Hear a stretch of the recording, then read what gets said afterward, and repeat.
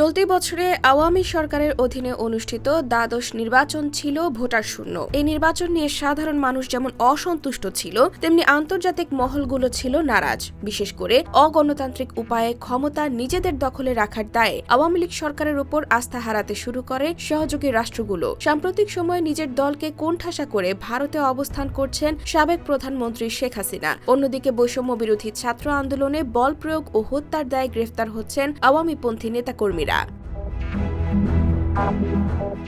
এর মাঝে DMP new market থানায় দায়ের হওয়া হকার শাহজাহান আলী হত্যা মামলায় ১৩ আগস্ট গ্রেফতার হয়েছেন সাবেক প্রধানমন্ত্রী শেখ হাসিনার বেসরকারি খাত বিষয়ক উপদেষ্টা সালমান এফ রহমান। রিমান্ডে ডিবির জিজ্ঞাসায় সালমান এফ রহমান বলেন, তাকে আটকে রাখলে তার বিভিন্ন প্রতিষ্ঠানে কর্মরত ৮০,০০০ লোক বেতন পাবে না। বিভিন্ন ব্যাংক থেকে যে ঋণ নেওয়া হয়েছে সেই ঋণের কিস্তি দিতে পারবে না। এতে দেশেরই ক্ষতি হবে।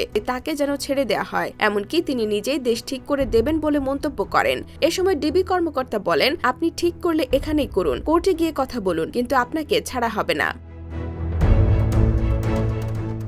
একের পর এক মামলায় কমপক্ষে ১ বছর আপনাকে রিমান্ডে থাকতে হবে। সালমান এফ রহমানের কাছে ডিবি জিজ্ঞাসায়, গত নির্বাচনের আগেই তো আওয়ামী লীগ সরকারের পতন হওয়ার কথা ছিল, তখন হয়নি কেন? উত্তরে সালমান বলেন, তারা ভারতের মাধ্যমে আমেরিকাকে বুঝাতে পেরেছিলেন যে তারা আমেরিকার পক্ষেই আছেন। বাংলাদেশকে বাঁচাতে হলে শেখ হাসিনার বিকল্প নেই। তখন তাদের এবং ভারতের কথায় আমেরিকা কনভিন্স হয়েছিল, না হলে তখনই তাদের পতন হয়ে যেত বলে স্বীকার করেন তিনি।